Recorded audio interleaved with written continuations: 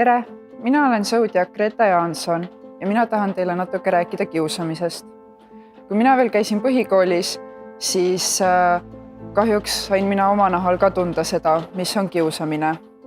Kõige hullem oli see, et päevast päeva pidin olema üksi.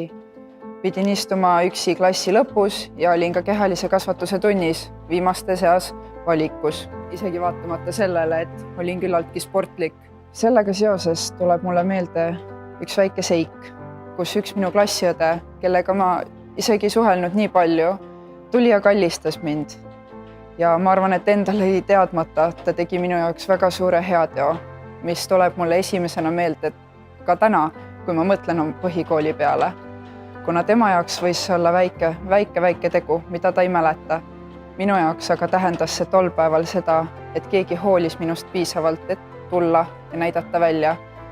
Ja mina tahan öelda kõigile, et kui te näete, et keegi vajab abi või keegi on kiusamise all kannataja, siis ärge kartke sekkuda. Sellepärast te kunagi ei tea, kui palju võib üks väike tegu sellele inimesele lugeda. Mina näitan kiusamisele valget kaarti.